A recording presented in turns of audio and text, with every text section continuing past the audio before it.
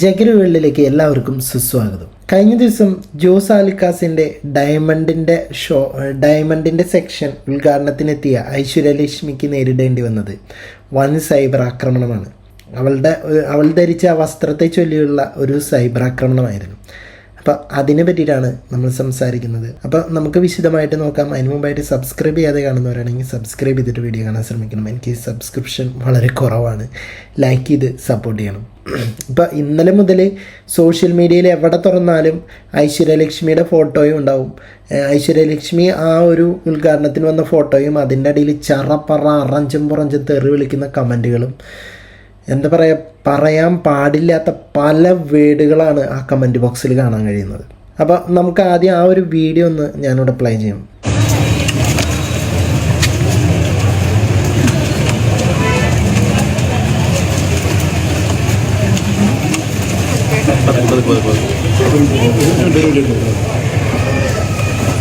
ഇതാണ് ആ ഡ്രസ്സ്. ഇതിപ്പോൾ നോർമലി ആളിങ്ങനെ മുന്നോട്ട് വരുന്നു. ഒരു ഫോട്ടോഗ്രാഫറും ഒരു വീഡിയോഗ്രാഫറോ ഈ ഒരു പരിപാടിക്കുള്ളൂ എന്ന് വെച്ച് കഴിഞ്ഞാൽ നമുക്ക് ഇത്ര വലിയൊരു പ്രശ്നവും പ്രോബ്ലം ഒന്നും തോന്നേണ്ട ആവശ്യമില്ലായിരുന്നു. പക്ഷേ ഇപ്പോൾ ഒരു മൊബൈലും പിടിച്ച് ഒരുപാട് ചാനലുകളാണ്. അപ്പോൾ ഒരു മൊബൈലല്ല അവിടെ ഉണ്ടാവുക, ഒരുപാട് മൊബൈലുകൾ പല ആംഗിളിൽ നിന്ന്, കൂടുതലും മുകളിൽ നിന്നും സൈഡിൽ നിന്നും എല്ലാം കിട്ടാവുന്ന രീതിയിലുള്ള എല്ലാം പകർത്തിയെടുത്തിട്ടാണ് ഒരു സോഷ്യൽ മീഡിയയിൽ പോസ്റ്റ് ചെയ്യുക. അപ്പം നമുക്ക് തോന്നുന്ന വികാരമാണ് താഴെ കമൻറ്റ് ബോക്സിൽ രേഖപ്പെടുത്തുന്നത്. അപ്പോൾ ഈ ഒരു വസ്ത്രം ധരിച്ചതിനാണ് ഐശ്വര്യലക്ഷ്മിക്ക് സൈബർ ആക്രമണം നേരിടേണ്ടി വന്നത്. അപ്പോൾ ഞാൻ ചോദിക്കണം, ഒരു വ്യക്തിക്ക് ഇഷ്ടമുള്ള വസ്ത്രം ധരിക്കാനുള്ള സ്വാതന്ത്ര്യം അവരുടേത് മാത്രമാണ്. പൊതു പരിപാടികളിൽ പങ്കെടുക്കുന്ന താരങ്ങളുടെ വസ്ത്രധാരണത്തെ അടിസ്ഥാനമാക്കിയിട്ട് അവരെ അപമാനിക്കുകയോ താരതമ്യം ചെയ്യുന്നത് ശരിയായൊരു സമീപനമല്ലെന്നാണ് എൻ്റെ ഒരു പക്ഷം. ഇപ്പോൾ ഐശ്വര്യലക്ഷ്മി ആവട്ടെ, ഹണി റോസ് ആവട്ടെ, അന്നാരാജനാവട്ടെ, ഓരോരുത്തർക്കും സ്വന്തം സ്റ്റൈലും കംഫർട്ടും തിരഞ്ഞെടുക്കാനുള്ള അവകാശമുണ്ട്. ഇപ്പോൾ ഒരാളുടെ വസ്ത്രധാരണം മറ്റൊരാളുടെ മാന്യതയുടെ അളവുപോലെ ആകേണ്ടതില്ല. എല്ലാറ്റിലും പുറമെ ഇവരൊരു ആക്ട്രസ് കൂടിയാണ്. അപ്പോൾ ഇവർ പല നാടുകൾ വിസിറ്റ് ചെയ്തിട്ടുള്ള ആൾക്കാരാണ്. കേരളത്തിൻ്റെ ഇട്ടാവട്ടത്തിൽ കിടക്കുന്ന നമുക്കാണ് ഈ ഒരു ഡ്രസ്സ് കാണുമ്പോൾ പല വികാരങ്ങളും തോന്നുന്നതും അത് കമൻ്റായിട്ട് രേഖപ്പെടുത്താൻ തോന്നുന്നതും. ഇതിപ്പോൾ ഫാഷൻ രംഗത്തേക്ക് കടന്നു ചെല്ലുമ്പോൾ ഈ ഒരു ഡ്രസ്സിന് അതിൻ്റേതായ പ്രാധാന്യമുണ്ട്.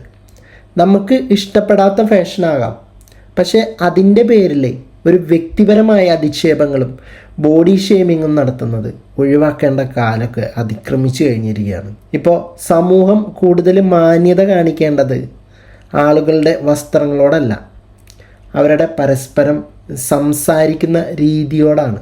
ഇപ്പോൾ ഇവളുടെ പെരുമാറ്റത്തിൽ വരുന്ന മാറ്റങ്ങൾ അതൊക്കെയാണ് നമ്മൾ അളക്കേണ്ടതും, അതൊക്കെയാണ് നമ്മൾ ഇവിടെ ചൂണ്ടിക്കാണിക്കേണ്ടതും. അല്ലാതെ ഇവൾ ധരിക്കുന്ന ഡ്രസ്സുകളോ അതൊന്നും ഒരു വിഷയമേ അല്ല. ഇപ്പം അവൾ അങ്ങനെ ഒരു ഡ്രസ്സ് ഇട്ടു എന്ന് വിചാരിച്ചിട്ട് നമുക്ക് തോന്നിയ തെറി വിളിക്കാനുള്ള ഒരു ലൈസൻസ് അല്ല അത്.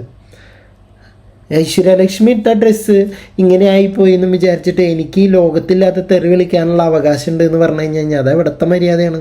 നിങ്ങൾക്ക് താല്പര്യമില്ലെങ്കിൽ നിങ്ങൾ കാണാതിരിക്കുക, അല്ലെങ്കിൽ മാന്യമായ രീതിയിൽ കമൻ്റ് ഇടുക. ഈ ഒരു ഡ്രസ്സ് വളരെ മോശമായിട്ട് ഐശ്വര്യലക്ഷ്മിക്ക് ചേർന്നതല്ല, നമ്മളെ മനസ്സിൽ ആരാധിച്ചിരുന്ന ഒരു രൂപമുണ്ട്, അപ്പോൾ അതുപോലെ അങ്ങനെ വേണം കമൻ്റ് ഇടാനൊക്കെ. ഇത് എന്താണ് കമൻറ്റ് ബോക്സിൽ എഴുതി വെച്ചിരിക്കുന്നത്? അമ്മാതിരി തെറിവിളി. ഇപ്പം നമുക്കാണ് ഈ ഒരു ഇത് കേട്ടിരുന്നെങ്കിലോ ഒരാളുടെ കഴിവും വ്യക്തിത്വവും വസ്ത്രം മാത്രം നോക്കി വിലയിരുത്താൻ കഴിയില്ല. അഭിപ്രായ വ്യത്യാസങ്ങളുണ്ടാവും, പക്ഷേ അതും ബഹുമാനത്തോടെ പറയാൻ പഠിക്കുക. അതാണ് എനിക്ക് ഈ ഒരു വിഷയത്തിൽ പറയാനുള്ളത്. ഞാൻ ഇന്നലെ എനിക്ക് തന്നെ വിഷമം തോന്നി. അമ്മാതിരി രീതിയിലുള്ള കമൻറ്റുകളാണ് താഴെ വന്നുകൊണ്ടിരിക്കുന്നത്. എന്തൊക്കെയാണ് വിളിക്കുന്നതെന്നാ എനിക്ക് പറയാൻ തന്നെ ഉറപ്പാവുക. ഒരൊറ്റ കമൻറ്റ് പോലും എനിക്ക് തുറന്നു വായിക്കാൻ പറ്റാത്ത രീതിയിലുള്ള കമൻറ്റുകളാണ് അടിച്ചു വിടുന്നത്. അതായത് ഇപ്പോൾ നമ്മൾ ഇങ്ങനെയുള്ളൊരു ഫോട്ടോ, ഇങ്ങനെയുള്ളൊരു വീഡിയോ വരുമ്പോൾ ആദ്യം നോക്കുന്നത് ആൾക്കാർ കമൻറ്റ് ബോക്സാണ്.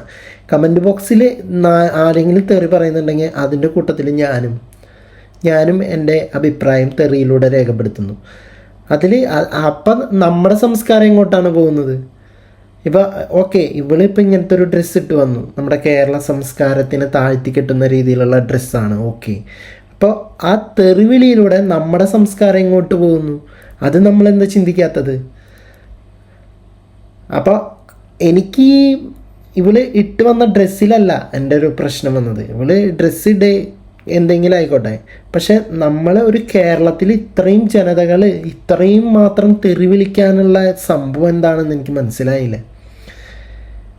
ഓക്കെ, നിങ്ങളുടെ അഭിപ്രായങ്ങൾ എന്താണെങ്കിലും താഴെ കമൻറ്റ് ബോക്സിൽ രേഖപ്പെടുത്തുക. പോയി വരാം അടുത്തൊരു വീഡിയോ ആയിട്ട്.